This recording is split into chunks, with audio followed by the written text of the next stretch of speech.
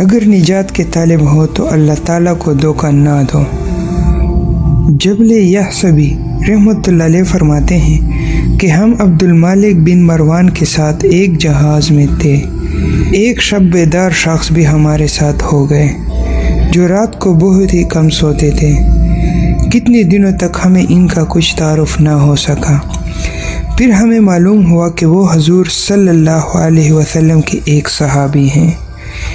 ان کی بیان کردہ باتوں میں سے ایک یہ بھی ہے کہ ایک سائل نے ایک دن عرض کیا کہ یا رسول اللہ صلی اللہ علیہ وآلہ وسلم، کل قیامت کو نجات پانے کی کیا صورت ہے؟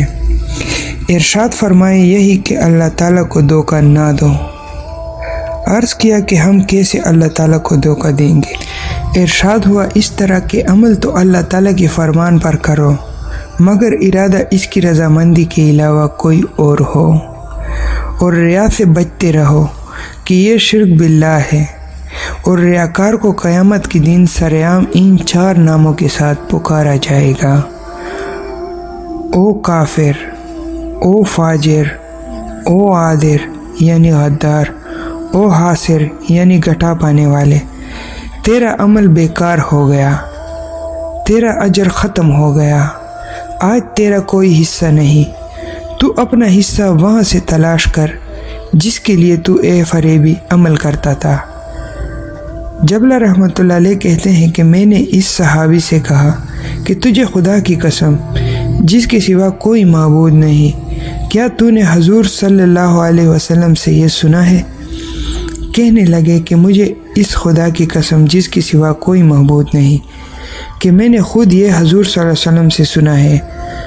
ہاں کوئی غلطی بلا قاصد ہو گئی ہو تو کہہ نہیں سکتا۔ پھر انہوں نے یہ آیات پڑھی: ان المنافقین یحادعون اللہ وہو خادعهم، بلا شبہ منافق لوگ چال بازی کرتے ہیں اللہ سے، حالانکہ اللہ تعالیٰ اس کی چال کی سزا ان کو دینے والے ہیں۔ ویڈیو کو ثواب اور اجر کی نیت سے آگے شیئر کرتے جائیں، جس سے ہمیں یہ فائدہ ہوگا کہ جس تک بھی یہ نیک بات پہنچے گی اور اس پر عمل کرے گا، اس کا ثواب آپ کو بھی ملے گا اور مجھے بھی ملے گا۔ اگر آپ نے ابھی تک ہمارا چینل سبسکرائب نہیں کیا تو آپ سے گزارش ہے کہ ہمارے چینل کو سبسکرائب کریں اور بیل کے آئیکن کو پریس کریں، یہ فری ہے۔